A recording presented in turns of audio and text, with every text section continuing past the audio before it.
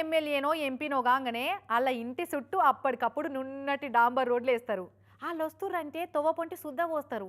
ఇక పెద్ద పెద్ద లీడర్లు వరదలు వచ్చినప్పుడు పంటలు చూసేందుకు పోతే కాళ్ళకు మట్టి అంటకుంటా ప్యాంట్లకు బురదంటకుంటా ఎర్ర పరదలు వేస్తారు. కానీ ఎవరు మారినా ఓట్లేసిన జనాల ఆలతు మాత్రం అస్సలే మారతలేదు కదా. మన్యం పొంటున్న గిరిజనుల పరిస్థితి అయితే నేరి అధ్వానం ఉన్నది వల్ల వాళ్ళకైతే ఈ కలియుగాంతం వరకన్నా తొవ్వ కష్టాలు తీరుతాయి అన్నది డౌటే అట. దేశంలో ఎన్నెన్నో మారుతున్నాయి గాని మన్యం పొంటున్న గిరిపుత్రుల బతుకులైతే అసలే మారతలేవు. వేరే గ్రహాలకు రాకెట్ వేసుకొని పోయేస్తారు గాని గిరిజన గూడాలకు పోయేతందుకైతే తొవ్వలేవు. అల్లూరు జిల్లా అడ్డతీగల కాడ గిరిజనుల గోస చూడురు ఎట్లుందో. డెలివరీ అయిన బాలింతను ఇంటికి తీసుకుపోయేతందుకు వాళ్ళ ఇంటోళ్ళు పడుతున్న తిప్పలు గివి.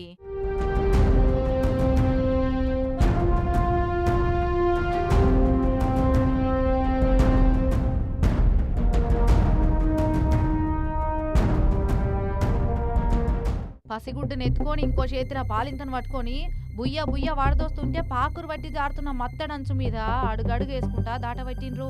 ఇక జర ముందుకు పోయినాక బాలింత అయిన బిడ్డను తండ్రి భుజాల మీద ఎత్తుకొని మత్తడి దాటేదాకా మోసుకపోయిండు.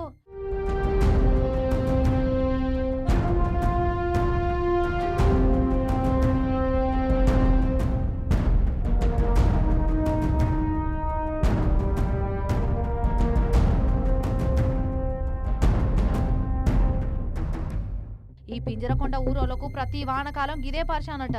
ఆ ఊరికి ఇదివరదాకా రోడ్డే లేదట. పానాలు ఆయపాయి ఉన్నా కూడా ఈ వాగులకెళ్ళి గిట్నే దాటాలట. ఎన్ని సర్కార్లు మారినా మా ఊరైతే రోడ్డేసే భాగ్యానికే నోసుకుంటలేదు అని రంది పడబట్టిన ఊరోళ్ళంతా.